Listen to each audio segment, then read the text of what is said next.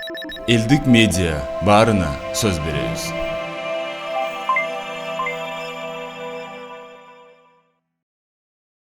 Урматтуу коллегалар, жыл сайын Кыргызстанда 6000 адам ушул рак бронхолегочный системанан өлөт.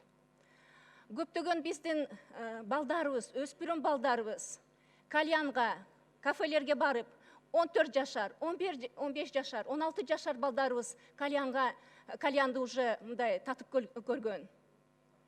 Азыр дүйнө жүзүндө дагы ушу табачный компаниялар, табачный лобби, мыйзамдары мындай алсыз жеңилдеткен мыйзамдардын мекемелерге барып, ушул баягы күчтүү мамлекеттерден кетип, ушул биздин мыйзамыбызда аябай ушул насвайга, тамекиге, электронный сигареталарга, кеңир мындай коомдук жайларда мындай тартканы жол берет. Келгиле, биз өзүбүздүн балдарыбызды ойлобойлукпу? Мен ойлойм, биз бул маселе боюнча катуу туруп бериш керекпиз.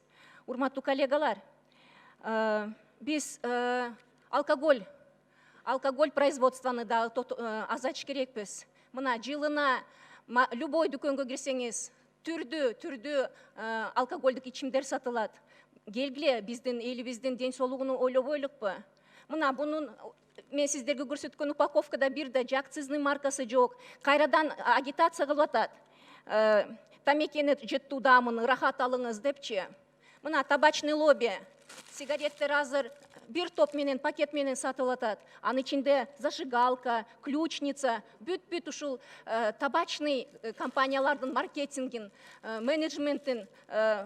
Келгиле, биз ушул маселеге бир жакшы көңүл бурбайлыкпы? Урматтуу депутаттар, мен сиздерди барыңыздарды бул абдан ушул орчундуу маселеге көңүл буралык. Биз азыр аябай катуу мыйзамды алыш керекпиз. Анткени чындыгында биздин балдарыбыз, анын ичинде жаш өспүрүм кыздарда дагы ушу насвайды тартып калышыптыр. Биздин айымдар дагы, биздин исследованияны жасасак, көбү 45% ушу тамекини тартат экен. Бирок биздин менталитетке да жакын, мен ойлойм, бул башка цифра, чоң цифра. Элдик медиа баарына сөз беребиз.